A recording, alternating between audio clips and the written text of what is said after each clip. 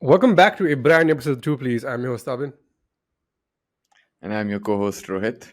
What movie are we discussing today? And today we're discussing the 1998 Jim Carrey movie, The Truman Show, directed by Peter Weir, starring Jim Carrey, Laura Linney, Noah Emmerich, Natasha McAlone, Ed Harris, and Paul Giamatti in a blink and a miss role. Behind the friendly smile How are you, Truman? Vital signs are good. and the neighborly wave, Good morning. Stand by ring cam. Is he looking at us? Think he knows? the real Truman A lot of strange things have been happening. is about to bust out. Who are you? I am the creator. Then who am I? You're the star. Jim Carrey, Truman, come back! He's not a performer, he's a prisoner. Transmission. The Truman Show, rated PG, June 5th, everywhere. And I've spoken about it on previous episodes. Specifically, if you go back and listen to the 1994 episode, there's a big chunk of that episode we spend on talking about Jim Carrey, which kind of will make a return on this week's episode as well. But because I don't know, I watched an interview of him or something, and I just decided to rewatch the Truman Show to see how it had aged, and it could not have aged more perfectly. I think, in with regards to films that have stood the test of time and have improved over time, the Truman Show is up there amongst the greats. So I thought it would be wise for us to sit down and dissect the themes that this film addresses, how real it has become in today's society, and talk about some really wonderful performances, specifically from the lead character, that makes this film so special. Watched it recently. I'm guessing you'll have a lot more fresher takes than me. I am going to probably speak on this episode a lot more about how the relevance of it today in different ways Yeah. than probably as much about the movie itself. Like I mentioned to you when we discussed the topic, I said I'm going to spend a lot of time on the keeping up with the Kardashians and stuff like that. Which, like you said, the movie's prescient in its way to predict how all that would come up. Now, The Truman Show, for those of you who don't know what this movie is about, this movie is about a character named Truman Burbank who lives in the small town of Seahaven in some unknown state. It is not really mentioned. hmm And a very quintessential 50s America town. It has that whole vibe going for it. And unbeknownst to him, his entire life is the subject of a reality television show called The Truman Show. He was birthed on the show. He spent his entire childhood on the show, and his entire life is being broadcasted to millions across the globe. Yeah, I think you've hit the major marks of the story, but as I'm sure you'll agree, there's a lot more to this movie than just the plot, right? There's a lot of themes to it that I'm sure you're eager to dive into just as much. While you were explaining the plot, I just sort of had a thought. Isn't this movie like the OG Matrix? It is thematically Basically, I mean, exactly it came the out the same same thing, year. right? A year apart. I think It Matrix is came, 99, this is 98. So I feel yeah, this is 98. Matrix Yeah. is not an original movie. The hot take I'm going to put out into the universe is that the Wachowski or whatever Wachowski saw this movie Mm. and have entirely ripped it off with just what do you say, a steampunk techno setting. Because in essence, thematically, the movie is the same. It questions the nature of reality. It talks about existentialism. It talks about you know your life being a spectacle. That aspect obviously not so much in the Matrix, but because Neo is the one, and therefore is at the center of attention, similar to a Truman Burbank. A lot of Mhm. similarities there, but anyway, Matrix segue apart. Yeah, I really want to hear your first impressions. I mean, what was the first time you watched it, and the time you watched it recently? How did you perceive it differently? What were your thoughts? The first time I watched it, I really liked it. I didn't expect this film to be what it was, but it was. I wouldn't say it was like a film that. It is still. It has always been one of my favorite films, but it was nothing compared to the impact that it had on me now. Because it's funny that because even Jim Carrey brings this up. He talks about how the Truman Show has aged and how literally everyone's lives are up for broadcast at this point, like YouTube, Yeah, TikTok, Instagram. It's not even just you're looking at reality television. Uh, all across, like social media has become so all encompassing that yeah, this film kind of predicts so much of it. And also it kind of showcases the blind spots when it comes to the human race, right? Just how much of a life are willing to sacrifice in order to gain some sort of monetary n- compensation, because the Truman Show is so successful, and Christof, who is this godlike figure of the Truman Show, the creator of the Truman Show, views Truman like this little product. He doesn't view him as a person, and it keeps coming. And it's so true of so much of entertainment today, where you have pop stars and you have YouTube stars being pushed into certain into doing certain forms of content because it's a tick box somewhere in someone's spreadsheet. No, I agree. In fact, I really, in the last few days, apropos of nothing, I came up. I was having the similar thought that you brought up, which is all of these packaged pop stars. Uh, have you Yeah, realized you never really have anyone who is ordinary looking but a great talent? I'm yeah, sure the whole looks package is a big factor in. I'm sure there's a lot of good talent out there which is just not presentable, and therefore the package doesn't make sense. um Likewise, I just read some article where apparently Ariana Grande at the age of 16 had been anointed to be a hyphenator or something. There's a specific term for it. Somebody who's a mm, musician, actor, producer. You have hyphens. There's a yeah, term for it apparently. hmm, So it's like these people are just selected and their careers are manufactured. Or like you said, you hmm, put it best, which they're viewed as a product, not as a human being. uh, Again, probably existed even in the 80s and 70s, because like we know the movie industry, even in the golden age of cinema, people were stars were contracted to certain houses, film houses or whatever, production houses, yeah, and they were viewed as property. But this feels a little more artificial, right? Like none of this is real. yeah. At least there is some degree of authenticity to what was, but it's all of this is manufactured. His entire existence for at the end of the day is manufactured. So I think that's one point that I also sort of resonate with. The first time, because I was not as mature, I guess I enjoyed it for the plot itself, which standalone is good. But with subsequent viewings, as you grow older, as you I don't know, become more jaded with life, it helps to be a little cynical if you're watching the Truman Show.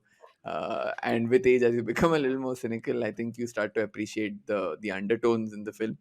Uh, what I the couple of things. One is obviously, like you said, living your life out loud, or living your life in full public view at all times is something which uh, wasn't something that we had in our lives to begin with, right? We are a generation Yeah. that came into the internet.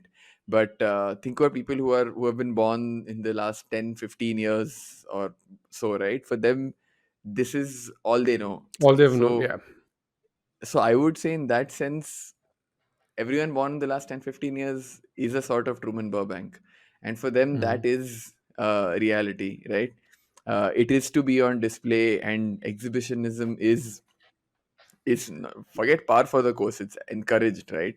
It's how social life works today, for better or worse. So Like every child has, like every 1 year old, 2 year old baby has their own Instagram page these days, and yeah. it's almost like, and parents use it as some sort of an album, which is kind of like to document their child growing up. But so many careers have been born out of like these Instagram pages, right? Which is again an evolution of what the Truman Show was trying to was trying to do. Before we go deeper into the film, let's want to quickly spend a few minutes discussing the making and what came before. So this is Hmm. what, 98. So I think Jim Carrey Hmm. signed on to this movie in 95 or something. Yeah. It was written Yeah. by Andrew Niccol, who also went on to write and direct the movie Gattaca, which is a movie again about Gattaca. genetics, and yeah, and he did In Time, which is a very bad movie, but that's also he He seems to also like made really, Lord of War, which is a good movie. So yeah. So it's, yeah, Andrew Niccol is up there, and this was, I think, peak of his powers, Jim Carrey, right? Like we've spoken about in the 94 episode about the year he'd had in 1994. and he Yeah. done. I think Ace Ventura is what had convinced Peter Weir on him as on having Jim Carrey as the lead for the Truman Show, which is odd because we look at Ace Ventura and we see Jim Carrey dial to 11. Peter Weir saw him and thought and said, "Oh, he reminds me of Charlie Chaplin because he's able to emote so well." And I think by the end of that year, because when Dumb and Dumber released, and that's a movie again I saw. It's been a while since I saw Dumb and Dumber, and I haven't laughed like that in some time.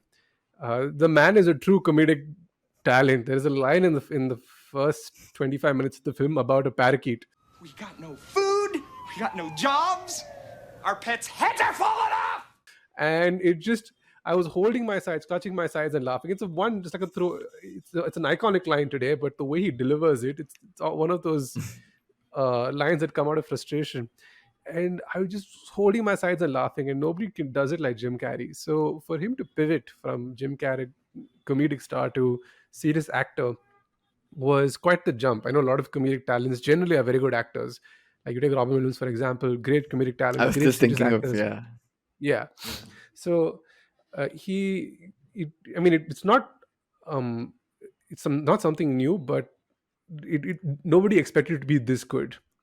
And I think On that point, after, I just because you raised that point, I thought just a minute's interjection. I was recently watching the Hollywood Reporter roundtable that they do every year. So I was watching the one for the comedies of this year, which had Stephen Ewan and I'm forgetting the others, but uh, Hmm. everyone across the table was like, "Hey, you know what? Comedy is looked at a certain way, but comedy is harder to do than drama because drama Yeah. is a lot of you hit your beats and you know it's going to have the intended effect. Comedy has the added layer of timing, right? Mhm. And you can hit the beats of the line that it's supposed information that it's supposed to convey, but you don't do it in the right timing, it doesn't land in comedy. So everyone across the board was like, hey, it's they were maybe they were disparaging to it, but they were like, if you do comedy, it's probably easier to do drama. Not for everyone, like you said, it Yeah. doesn't translate as well. But if you're really good at comedy, it is easier for you to do. Maybe for the really good ones, like a Sacha Baron Cohen or a Jim Carrey. Uh, Even Sacha Baron Cohen's dramatic work is really good because Mhm. the what goes into comedy is easy to bring to drama for them, I guess. I think even if you see Jim Carrey's serious efforts, which aren't many, there is Eternal Sunshine, which is again Eternal, a wonderful film. The Majestic, which is a personal favorite for you and I. yes. And I think And there there's is Room the 23, number which is a 23 or shit something. movie. Yeah, Yeah. Yeah, it's yeah, like number yeah. 23 or something, which is a terrible movie. Something, right? It's a Joel Schumacher film. That's all I know. Uh, but I mean, there's not much. I mean, he's very I clearly mean, stayed on. sorry, on number 23, of all the numbers you could pick, right? You're telling me 23 is a prime number. You're telling me a prime number like 23 is going to be something that's prevalent in the universe. Joel Schumacher, you fucking mathematical failure, you. It's- I'm sorry, I have this rant inside against number 23 from a pure mathematical perspective, but moving on. Wow, this episode took a turn. But yeah, Jim Carrey is commanding a $20 million salary per film at this point, and because he likes the Truman Show so much, he likes the script so much, he agrees to do it for 12. And he also had he also had the power to write and change his own scenes. So there was an initial clash between him and the director, but they kind of sorted it out. And there's a scene in the film that's very much him just riffing, which is the true mania of Burbank, the second bathroom mirror scene that takes place. Hmm. Now, the movie opens up with the bathroom mirror scenes where Truman is talking to himself. He's narrating a story of this guy of two guys climbing up a mountain and not being able to make it down. It's preceded by Christof talking about what the Truman Show is. He's like, it's not, nothing in the show is planned. Everything is completely organic. Like it's a life. What you're seeing is a life. You're introduced to Truman and his wife Meryl, and the actress who plays Meryl is an actress called Hannah, and Hannah is played by Laura Linney. And Laura Linney talks about how it's the entire show is a lifestyle. Like nothing in the show is fake, and much like just echoing Christoph's words, and you get interviews from different cast members. I think even from his best friend Marlon, and Marlon's like, yeah, Truman's my best friend. He's always been my best friend. And you very quickly realize that, okay, this entire thing is one big moving production. And the show itself is not very good. Like, if you think about it, if you actually, like, Uh, because there are falling, like, everything, that the whole thing that triggers this is the falling satellite. Like, Truman walks out of his house, a satellite falls from the sky, and it's got yeah, Sirius written on it, which I think is the name of a star. As he's driving to work, he runs into these two gentlemen who push him up against a sign for chicken. I think it's called Kaiser Chicken. So there's product placement everywhere.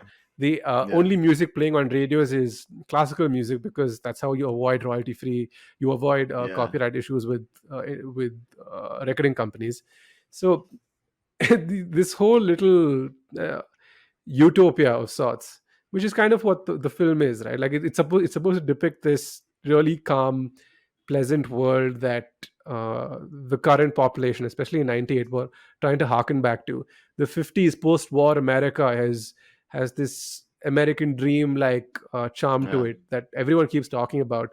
And I think that's what the show tries to. That's the image the show tries to portray. There's another parallel to the concept of utopia as Thomas More put it out in the 16th century as well, right? So I remember in the book there is this character called, I forget his first name, but I remember his last name is Hitlode, because that's Hmm. a surname you never forget, right? So Yeah. the character in the book, in Thomas More's Utopia, talks about the island of Utopia that he went to. I think Seahaven, I don't know if it's an island, but it's a coastal place. Yeah. It's a port city. Even Utopia in Thomas More's book has only one entrance and one exit. So, there is only one way to get in and out. It's the same case with Seahaven as well. There's that one road which, whenever Yeah. Truman tries to take, it gets jammed with traffic. So I think there is a conscious emulation of the utopia that was laid out in the Thomas More work, the original Utopia. So just wanted to point that out. There are some similarities there. But yeah, coming back to the film, um, Truman is when we first meet him in the film, and when he goes to work, he's looking for a woman named Sylvia, and in Fiji. And every time, I think this the show suspects that something's up, so they keep sending people to distract him. And the one trick that they use is they try to send him for a project across the island, and for which he has to cross the water. Truman has always had this explorer side to him, and as a child, he and his dad decided to take the boat out, and his dad died in a storm. So he's deathly afraid of water. So every time he goes, it's they keep trying to push him towards trying to cross the water, knowing full well that his fears will kick in, and he's going to go back. I mean, I'm just surprised he didn't figure out there's something amiss sooner, right? You're saying you're a guy who has thalassophobia. You're staying in a place called Seahaven, and how have you not wanted to move out earlier, and you have been thwarted in your efforts? If you You even should have think had about out it, right? sooner. You think about it, because as soon as the satellite falls, he's heading to work, and on the radio there's instant damage limitation. Like, the radio, there's the radio jockey is talking about a plane that was flying over, and it dropped a bunch of parts as it was, which is why you shouldn't really fly and go anywhere, because it's so dangerous. You never know what could happen. So it's constantly, like, the show is constantly instilling this fear in him of traveling, of moving out. And I think that you can only temper the human spirit up to a certain point. Eventually it wants to explore, it wants to grow. And I think it took Truman 30 years for that side of him to come out and be like, you know what, fuck this, something's wrong. Like, the Yeah. woman that is with me clearly cannot stand me. And you see and every time you see him and Meryl come to a confrontation, she breaks into an ad read. Like, she'll pick up a coffee, she'll pick up, like, the lawnmower, she'll look towards the camera, widen her eyes, and do the whole ad read, and then go back to whatever she's doing. Why don't you let me fix you some of this new mococo drink? All natural cocoa beans from the upper slopes of Mountain Nicaragua, no artificial sweeteners. But also not, I mean, but also now that you mention it, about him breaking out, there have been people who've tried to break him out in the past. They kind of Yeah, address it here and there, and I think the Sylvia character is one that is part of the free Truman movement, yeah, and she's the one that catches his eye when he's in college. And just as she's about to tell him, like she's about to meet her, the show throws Meryl into his lap, and they try to force a narrative there. And but still, he goes out on this date. He goes to the beach with her, and on the beach, he's like, "All of this is a lie. Like your whole life is a lie." And they send an actor to pretend that's supposed to be her father, and he tells Truman, "Oh, she's got massive schizophrenia. She doesn't know what she's talking about. We've got to take her away." And that's how they take her out of the show. But really, what triggers all of this is Truman is going to work, and he sees a homeless man on the road, and the homeless man happens to be his dad, or the actor who looks like his dad. And so he's like, and he's confused, and he tries to chase him, but as he's chasing him, there's a marathon that happens. His dad gets sucked into a bus. The bus starts zooming down the road, and it's just too many things that happen together for it to just be a pure coincidence. And every time he tries to get closer to the truth, the show shoves four different scenarios at him, overwhelming him and making him forget, and because it's so bizarre, which is why the show is terrible. The show doesn't do a very good job of um, of being or depicting this life that it's supposed to be so organic and comforting. Maybe that. I guess. But yeah, I kind of agree. It doesn't make for great television viewing. If there was a Truman Show running in real life on TV, I guess at least 6 to 7 hours of a day. What are you gonna do? He's gonna sleep. So if you're not in the same time zone as him, it is those 6 7 hours you're not really gonna watch unless you want to watch like a black screen, right? So but that said, it is the evolution of that idea. This is a good segue for me to jump into Keeping Up with the Kardashians, but it is the evolution of that idea that has led to a property like Keeping Up with the Kardashians, right? The only difference here is Truman doesn't know he's being filmed. So at least Yeah. for himself, he's being his authentic self, right? At least he is doing that while the rest of it is manufactured. But let's take a hypothetical scenario where, given the end of the movie, he is given a choice by Christof. Why don't you live here and continue living this perfect life that's been built for you? Why do you want to head out into the outside world? Say if he were to choose not to break out and to continue to live in this utopia, completely aware that none of it is real, and he would be self-aware that he is performing to an audience of whatever the viewers of the world, would he then be closer to what the Kardashians are today, right? Because obviously, if you ask me off camera, maybe whoever the sibling, what Chloe, Kim, and all of the others, they may not be Mhm. exactly the way we see them, right? At least I hope so. There is an aspect or the dimension to them which we are not privy to, because I hope they have a private life outside of the show. And Mhm. I think there is some degree of exhibitionism, there is a degree of performance that they bring to what is termed as a reality show that seemingly follows them around the clock, right? I know for a fact that when Caitlyn Jenner was Bruce Jenner, uh, they were really sick of this sort of round the clock scrutiny. And I mean, for them, it was the added layer of having to hide who they really were, right? And to have cameras Yeah. in your face all the time, and you have to, just that everyday life is enough of a struggle, was something they really hated, apparently. So it just feels like if Truman were self-aware, would he be closer to a Kardashian? Would he play up aspects of his personality that worked better? Like, I'm sure the Kardashians are acutely aware of what works about the show. So would Yeah, for Truman, sure. sit down with Christoph and be like, hey, this is what they like. Should we amp this up? Should we dial this down? I know, for me, that's a great thought experiment of what could have been if he had taken the other choice. If he had taken the blue pill, I so to speak. No, the thing I think with regards to that, I don't think he would have ever um chosen to stay back. Because if you, as he's watching the show, as you watch the movie, there are certain points of the film where Truman realizes that everyone he's ever loved, cared for, or has been a part of his life actively, his own mother, they're all lying to him. Like every single person, like nobody on the show is his mother. Like his mother's not his real mother. His father's not his real father. As a matter of fact, he's an unwanted pregnancy that he's picked Mm. from a bunch of babies and then chosen to give him and chosen for the show, right?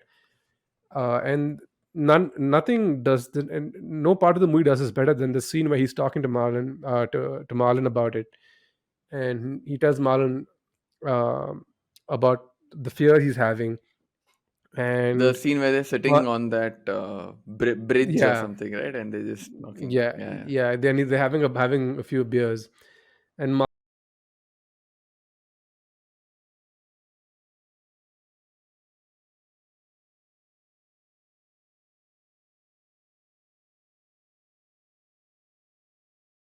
that scene where Marlon tells Truman, well, if everyone's lying to you, then I'd be lying to you as well. And then Truman starts crying. He has this Yeah. moment, and Marlon thinks it's because um, he's calmed down. But it's that moment Truman realizes that even his own best friend has been lying to him all this time, and that's when he Mm. realizes, oh, this whole thing is a setup.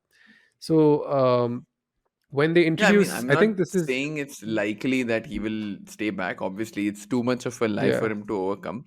Essentially, what I was trying to ask is what happens to you as an individual when you consciously enter this sort of, it's a deal with the devil, right? You'll get fame, popularity, but does your sense of self get blurred? Do the lines between reality and your performance, because even actors, if you're on set, you do a role, and maybe somebody like a Daniel Day-Lewis experiences this when they're working on a certain role, but and there's an end date to it. Like this show, this Keeping Up with the Kardashians, has been going for like a decade plus now. So what happens to you when you're performing around the clock, 10 years and more? That really fascinates me, a study of understanding what that does to you as a person. I think the personality is something that people who make the shows like Keeping Up with the Kardashians is something they've always craved. Even if you look at the Kardashians, if you look specifically at Kim and how Kim began her career, she began her career working as Paris Hilton's costume designer, or like her fashionist, a Yeah, hairstylist. She was part of yeah. Paris Hilton's troupe. Then the whole thing happened with Ray J. Then she had a bunch of divorces. um she was always in the news for some reason or the other, because that was their currency was social currency. And Mm, Kris, for whatever you call her, she's a master businesswoman. She knew how to yeah. manipulate each and every scenario to get the best out of it for her children, and her children and her may not have the best equation. It may have ruined them forever, but it has given them a lifestyle where they are the envy of millions. And it may be and to some it may be daunting, but I think they thrive on it, because like I mentioned earlier, they they crave that kind of attention. And not a lot, and if you've also noticed, not a lot of them have had public breakdowns. You haven't had the Britney Spears level of breakdown. You haven't had Michael Jackson level of breakdown. Everything is Which carefully is managed, commendable. carefully. Yeah, Yeah, because it's an image to protect. Because once the image goes, there's no talent to fall back on. I mean, yeah, yeah, Kim and Kylie have both notched up billion-dollar enterprises at this point. I think yeah. I think Kylie has a makeup line. Kim has Skims, which is doing really well. So they've really turned the entire reality show scenario um, into this really profitable machine that and now they don't even I'd go so far as to say that Keeping Up with the Kardashians maybe runs for another 10 years at the most, because they don't need it anymore. Mm, They don't need the yeah. exposure. They're up there with the creme de la creme of the who's who in entertainment. So Mm. it's I'd like to answer your question. I don't think that their personality changed to accommodate the show. I think it was always what They were. they were. Like I'm sure there's a part of them that um, has that quiet downtime, and when they disappear for a couple of months between seasons, I'm sure they get it. Must be right. But Otherwise, like yeah, I would shoot myself, dude. and if you look at Kanye is very upset about his children being brought up in that environment because he doesn't want his kids' Yeah. pictures out on the internet. He doesn't want his daughter on TikTok. There's a big conundrum, but you can't really tell that to someone whose entire life is built using these social platforms. So it's Yeah. um it's a sticky situation, to say the least. No, but I think you made a very good point. I think it is intrinsic to who they are, which is why I guess it was keeping up with the Kardashians and not, say, a Hilton or keeping up with whoever else, right? Although Paris Hilton did have her show, it hasn't had the sort of longevity that Kardashians have. But more to Yeah, the other point you were making, I don't even know why it is so addictive, right? It's very shit. Like the content is utter crap, but it is super it's addictive to watch. it's comfort, like comfort television, right? Like, they kind of bringing back to the movie. He talks about how people leave. Christof talks about how people leave the show on at night for comfort.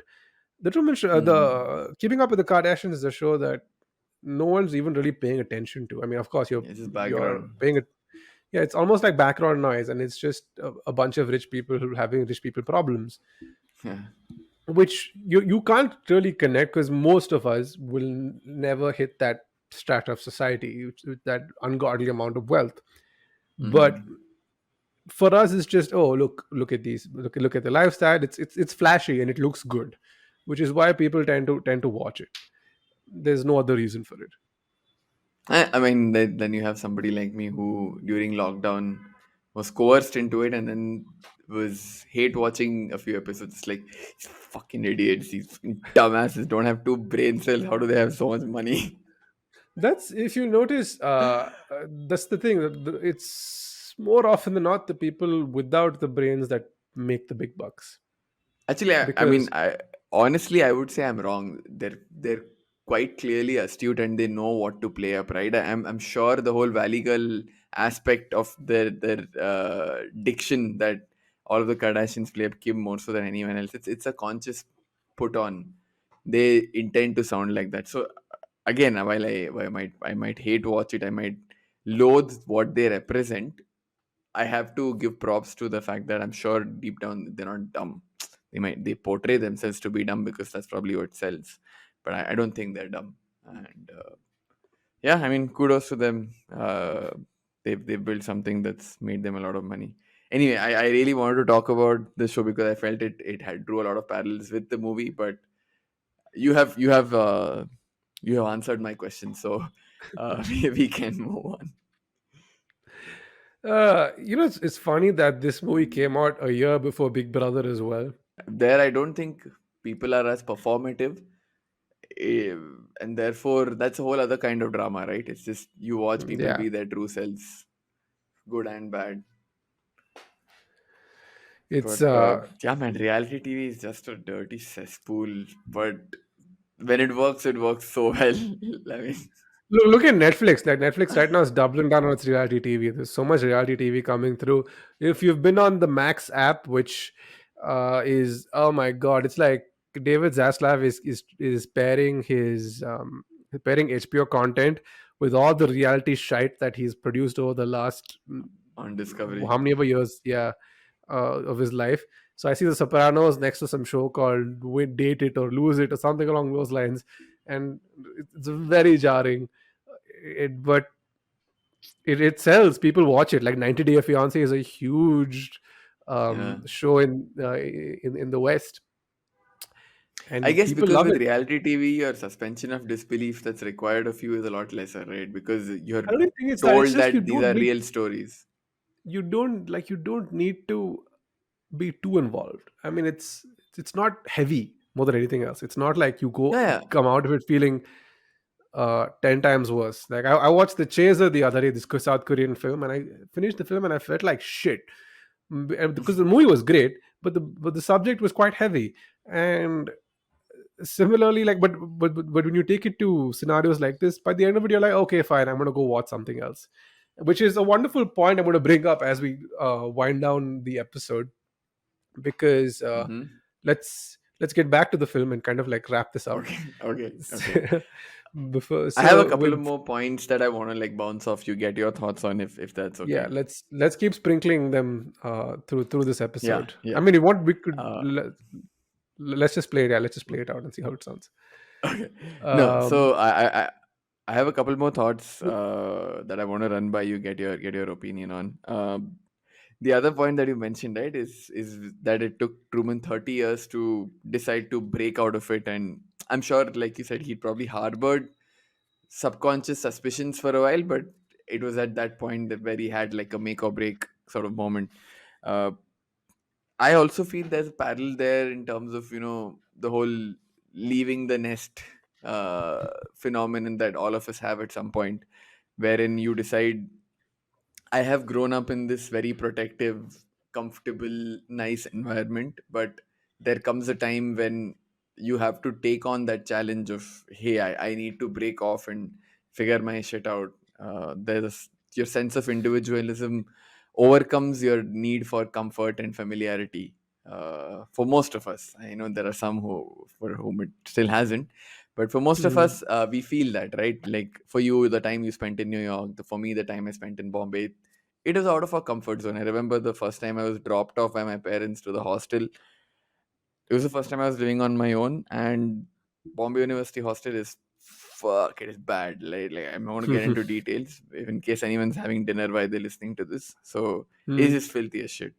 And I remember they had left, and I was like, oh, so like I'm supposed to sleep here tonight. Last night I was in my bed back in Bangalore. The first few nights I remember were quite hard. So there is a challenge to your decision to break out. Uh, yeah.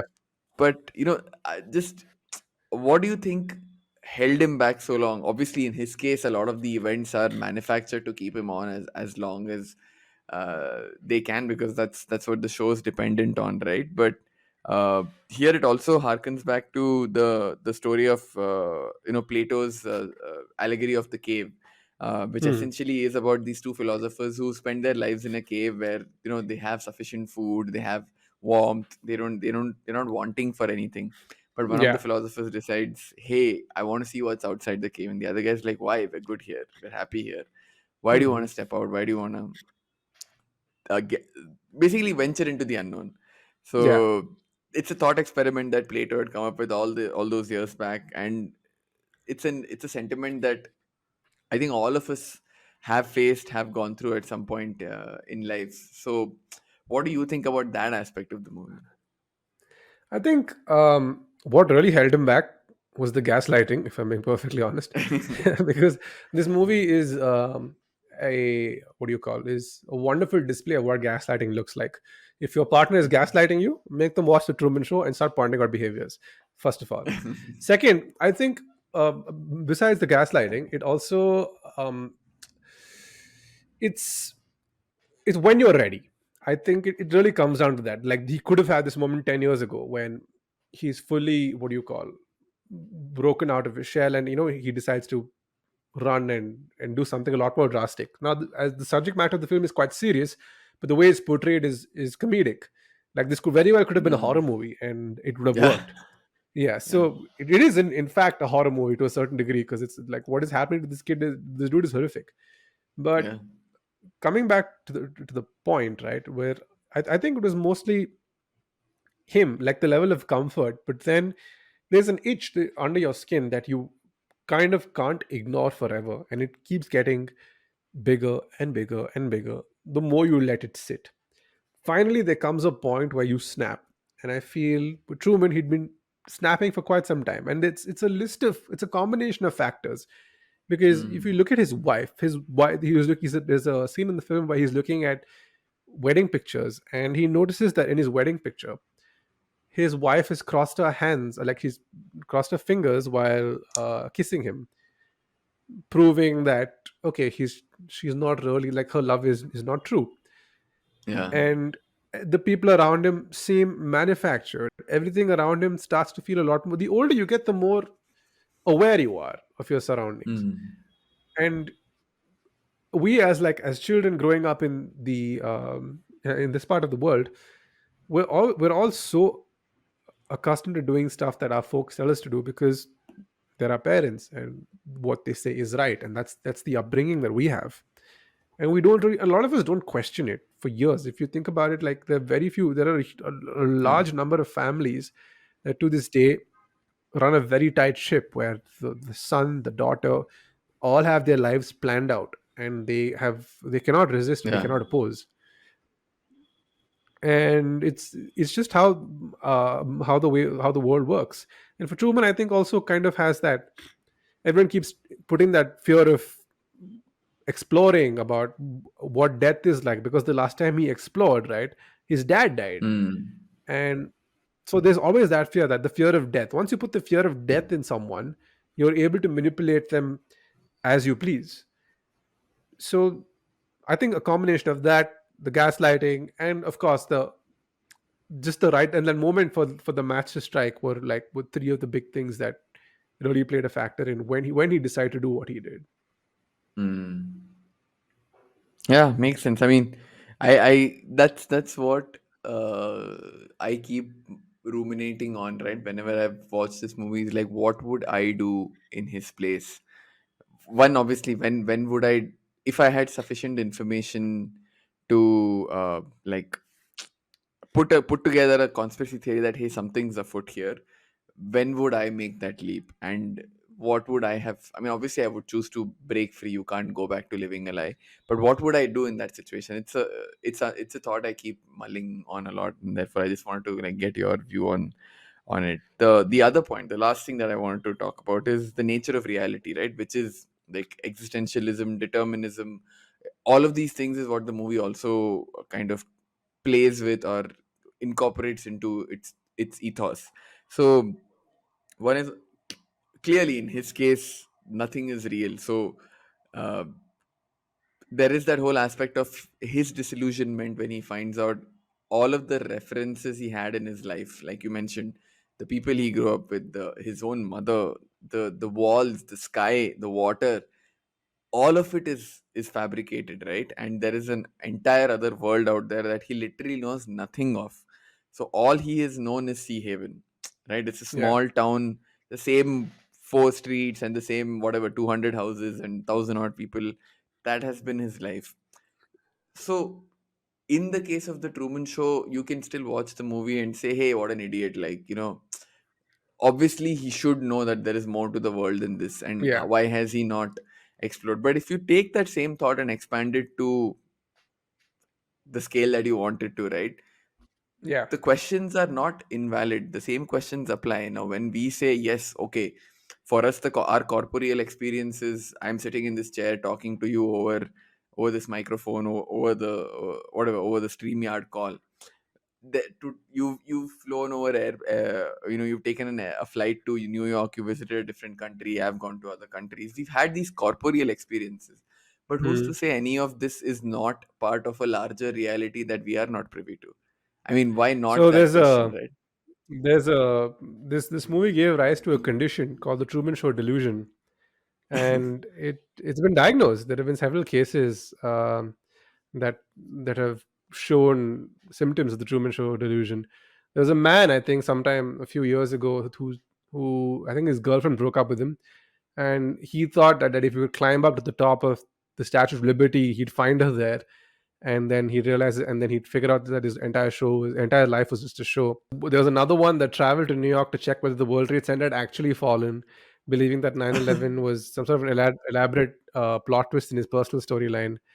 So there have been plenty of cases where people have questioned their reality. And some point, I think we all do. There are days where if you're going through a particularly hard time and you feel like the whole world is weirdly against you, you Yeah. like this is like it almost feels unfair. You feel like there are too many factors to have like too many situations to have happened simultaneously to put you in this uncomfortable scenario that you currently find yourself You're in. like So it's random probability could not have led me here. This seems malicious. very planned. Yeah, exactly. Like Yeah. this is like nobody should deserves this kind of pain. Are you part of some sort of weird thought experiment? Like you have to check your windows, your walls. And in the Truman Show, he had to check his ring. His ring was a camera. Like that was the amount Yeah. of it, that's how intrusive the show was. And so I mean, with with our phones, I think we've all just given up at this point. We know we're being listened to. We know our conversations are basically feeding marketing campaigns, like data for marketing campaigns across um, several companies. Yeah. Elections are being swung, so we're not, there's no camera on us, but that's not to say that we aren't being watched or heard. Yeah, and we keep talking about the dystopian future that is on We are the that we're on the dystopian cusp of. Exactly, it's a dystopian present. It's not the dystopian future. But no, I agree it's with very you. scary.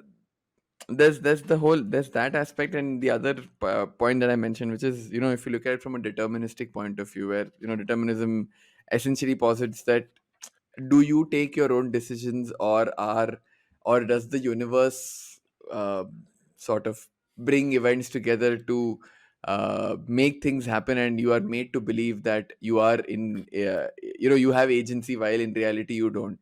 Again, in a situation like the Truman Show, how does determinism function in that, right? Like, it completely breaks down. Nothing is his own. He has absolutely no agency. But this classic, it's a theoretical ideal where somebody has zero agency but has absolutely no awareness of it. It's such a fascinating situation from that perspective as well. If you think about it, like let's say at 2 o'clock in the morning he wants a burger, and the actor who is supposed Yeah. to be at the burger store is not there. How does that work? Like, so he decides. I Exactly. mean, does his wife convince him? Does his wife gaslight him into saying he doesn't want the burger? Uh, and that's just, you don't know. This is how cults are formed, right? The one thing that really pisses me off. Okay, side note, I'm gonna rant about something. How people say manifest, like manifested it will happen. Oh Fucking man. bullshit. Yeah, Yeah. nothing. It has never worked. The universe has a plan for you if you manifest. Bro, I've been manifesting for the last 25 years of my life. Nothing has fucking worked. I've always picked the first option that's come my way. So it's like, so don't give me this bullshit about manifesting. But No, I okay, mean, that's I agree with that aspect of you. Let's spend a minute on that.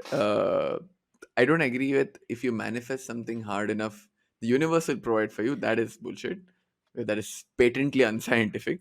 But I think what manifestation does is, in its defense, it puts you in the right mindset. If you have the right mindset, you probably are able to access your intelligence, your aptitude better. You have more drive, more willpower.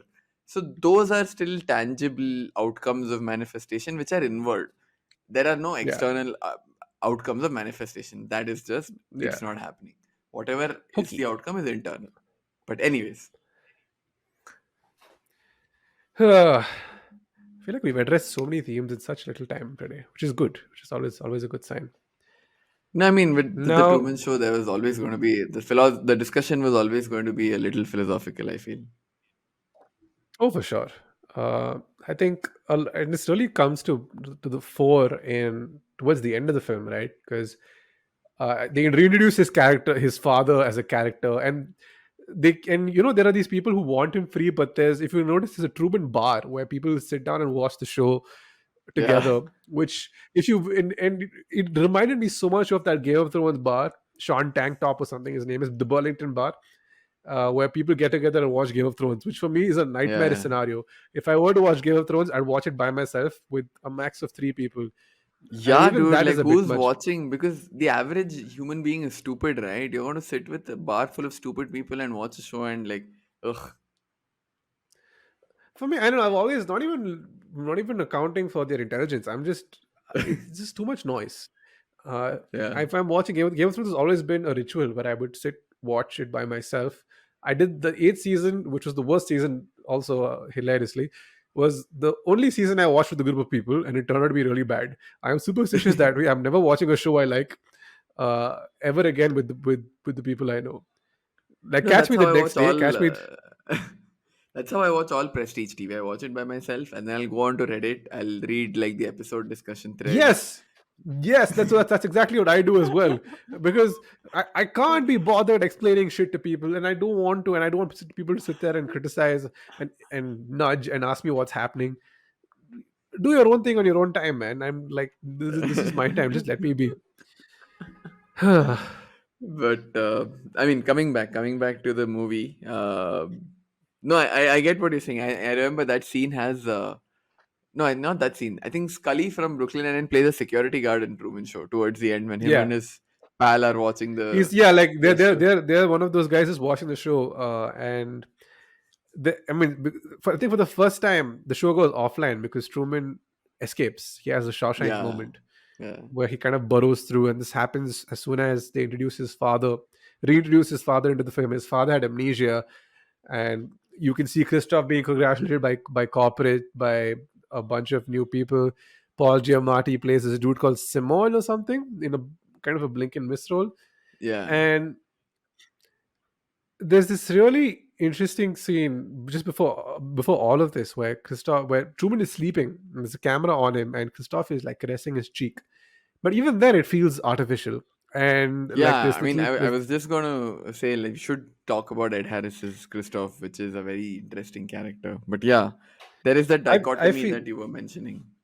yeah, I feel with Christoph is he has become so obsessed with the Truman Show, and Ed Harris initially wanted the character to have a hunchback, and it tried it didn't work, uh, because he's Why? such a recluse, and he's like this is his Oh, life, okay. every Got it, step, got it. yeah. So and he wanted, and then I think Peter Weir was like, okay, we'll try it, but it didn't really work. And another interesting bit of trivia is that Ed Harris and Jim Carrey never met on set. Or Ah, through filming they were always apart, which further probably by you design. know Yeah. yeah, it builds the relationship more. That disconnect really builds the relationship a lot more. Philip Glass is in this movie. He's the composer in the studio playing the music. Yeah, yeah. And this film has a wonderful score. It has some original music by Burkhard Dalitz and a lot of classical pieces of film of music throughout. Which is So meta it's a in a way, great, right? I'm sure the makers of the Truman Show saved a lot of money yeah, using the obviously, royalty-free yeah. music. So in that way, it is meta. And as that scene we're talking about where Christoph is like caressing his face, even then he kind of this moment where I'm like, okay, he really cares. But then he says something and immediately you're like, oh no, he doesn't. He's clearly like he's drunk the Kool-Aid. He views him as this, like he's no longer looking at him as a person. He's looking at him as his creation. It's a full on God complex. Yes, it is a god complex. I'm just trying to think of how I like how would I'm trying to put words to how I feel, right? I think the affection, the care, the concern that he has is genuine. I don't think that is Yeah, fake, but it comes from a malicious intention, right? You as the creator of the show consciously decided to take this unwanted baby and essentially lie to that person his entire life. So your motivation was fundamentally corrupt. Whether that has now morphed into or has incorporated love and concern and all is admirable, but ultimately it doesn't matter. If your fundamental motivation was corrupt, everything you've done is tainted with that. And exactly. therefore, like you said, if it comes from a god complex, the idea of a god complex is essentially negative. However, its manifestation might be in the form of love or whatever, and which is why while Ed Harris masterfully plays the role of somebody who you can see is a master manipulator, right? Like Yeah. even as the viewer, you a part of you is like, hey, this guy sounds so nice. This guy will care for you. But subconsciously, you know, like no, all of this is a lie. Don't fall into it. If he could So replace you like tomorrow, he would. yeah, exactly. So he plays that like I said, despite the comfort that his character makes you feel, deep down you know, hey, this is not coming from a good place, and therefore this is not good for you. So Hmm. Ed Harris is, I mean, brilliant performance. Ed Harris is an outstanding actor. I Actor to mean, begin with. he's probably the best part of The Rock as well, which otherwise is, not Hey, great. hey, hey, hey, hey, no, no, No, no, no. The no. Rock is a very, very good Let me. movie. No. That's what. Let me finish my sentence. I'm not going to say it's not a great movie. I was going to say it's not a great showcase of theatrical ability. Ed Harris is probably the one guy in that who brought sincerity even to that outlandish setting. Ed Harris Premise, yeah, yeah. always brings his A game to whatever he does, and he's there even in the Truman Show. He's there. He's on point every point. So I wanted to spend a He's, couple of minutes on him. Yeah. yeah, he's so good in this movie. I really like him as well. I love him. I really like him in The Rock. I really like him in this. I watched Gone Baby Gone, and he was also very good in that. So and Westworld, of course, the season 1 of Westworld for me is probably Oh career best. Ed man, Harris fuck yeah, he's amazing. so damn good as the Man in Black, and like I don't think that show, at least the first season, does as good as it did without him. Dude, they should have just done one season and cut. Maybe second season, but just cut after that. No, Anyways, I that's think the a whole second season other. was the second season was just them trying to outsmart the audience because the audience figured Yeah, out the plot twist to the yeah. first season. Lisa Joy and Jonathan were like, oh yes sir, ಬನ್ನಿ Yes. ತೋರಿಸ್ತೀನಿ ನಿಮ್ಗೆ come ಆಚೆ ಬಾ Can you ನೋಡ್ಕೊತೀನಿ. say can you say convoluted? Seriously. So yeah, but Truman escapes and they find him on the boat. I think he finally confronts the fear and he's in the ship, in the little boat that they have, and they simulate a storm to knock him off the boat and to possibly drown him. And this is where Ed Harris is like trying to play God, right? He says, okay, if Yeah. he's going against my will, nothing's working. If he doesn't, like people saw him born on television, I'm sure that there's no problem seeing him die as well. But then he has that moment where he's like, okay, what am I doing? And he stops, and then the storm clears and Truman's on the boat and he sails to the end of the world, which is a great movie for flat earthers. So he sails, and this is possibly my favorite Damn, I film didn't in the even think entire. of that. Oh my Yeah, god. yeah. So he sails, and then as he's sailing, he hits a wall. Right, he hits the wall. Now this is my favorite part of the film because it's still giving me goosebumps just thinking about it, and the way Jim Carrey plays it, and the way Peter West shoots it.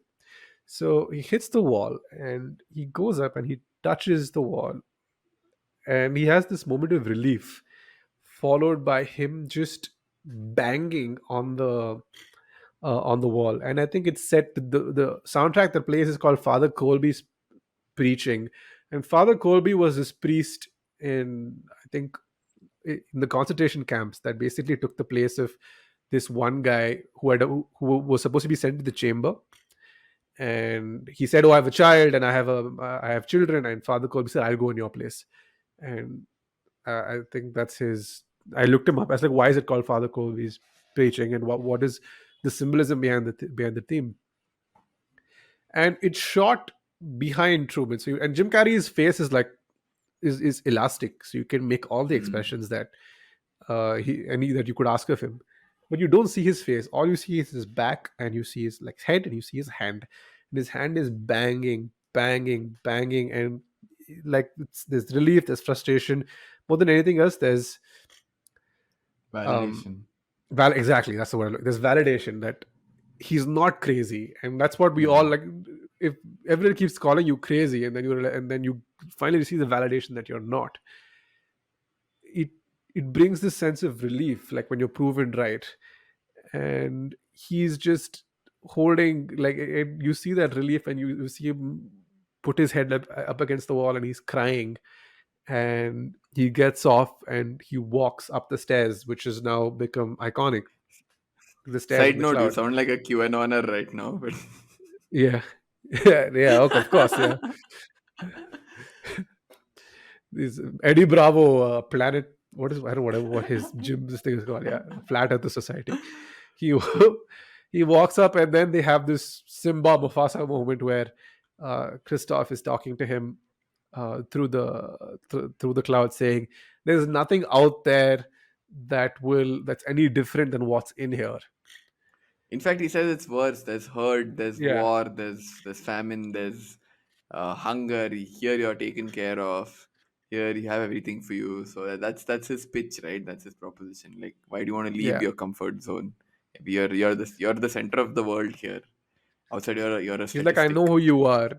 He's like, yeah. He's like, I know who you are. I know I was there for your first step. I was there when you went to school. I was there when you fell. And Truman says, you never had a camera in my head. You never really truly knew who I was. Yeah, what a Um, powerful line. yeah, and funnily enough, not the most powerful line in the entire film, because the film opens with Truman has a catchphrase. It's like, in case I don't see you, good afternoon, good evening, and good night. Is his catchphrase very much a 50s catchphrase. And as Christof is like trying to coerce him back into the world, and Truman goes silent, and then there's the clip from the film where Say something, goddammit! You're on television! You're live to the whole world!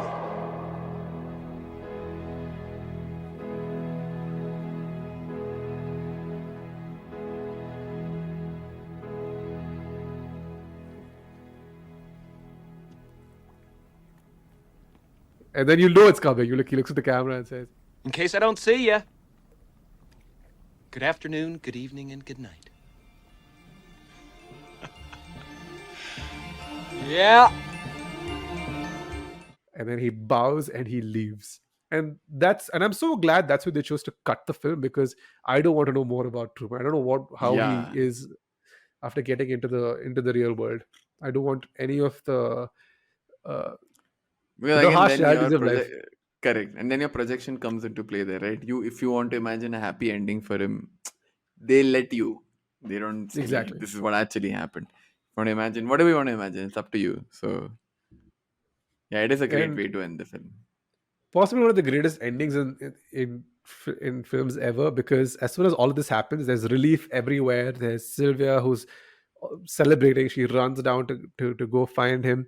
The bar is in tears. There's a dude in a bathtub. These two old ladies sitting with pillows of Truman who are like crying.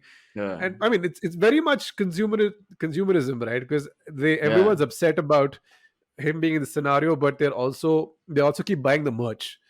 It's- it so, is. and then It's it great cuts to social Scully. commentary.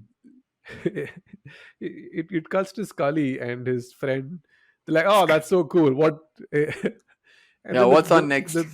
what's on next? And the film ends. I was like, "Oh, perfect! There isn't a better way to end a movie, because that's Yeah, what reality television is. Because you can have the most heartwarming story. The moment it ends, you're like, cool, let's watch something else, yeah, because you're always chasing yeah. I that agree. next, that Nice next dopamine hit. exactly.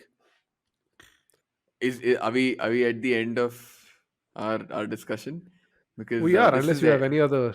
yeah, I do, because this we're ending on too heartwarming a note for me. So I'm going to do a Okay, bit of come. ungly. So Uh, what do you think happens? Like, see, growing up in his teens and all, like when puberty hit, I'm sure Truman wanted to masturbate and stuff. So do they show that? What do you think? no, apparently they highlight it, right, that every time something like that happens, they cut and they show like a camera blowing, and they show like a curtain blowing in the wind, or two flowers Oh, they do meeting. address that. I thought They do address that. I forgot that bit. I thought it'll just be like closed door and like pot.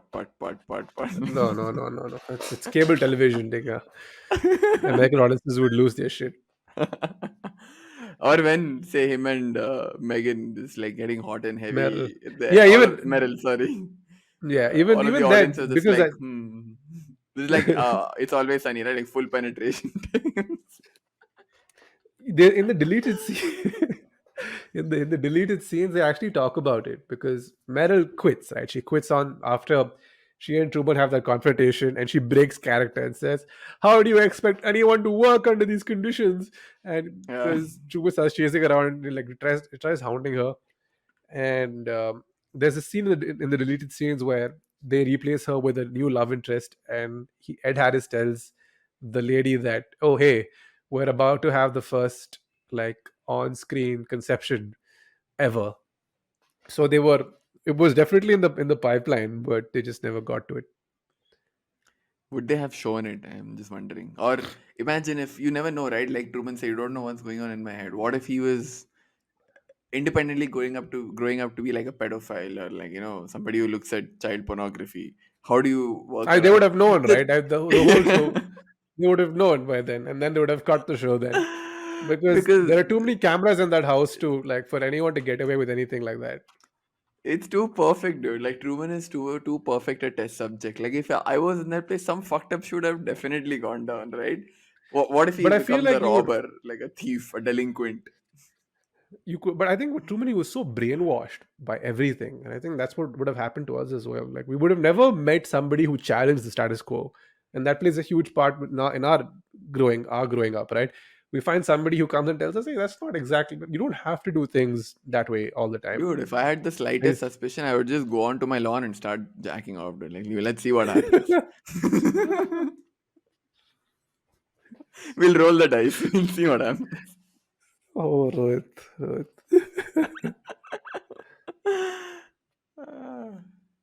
Now that's a note I want to But end on. yeah, that's unfortunately.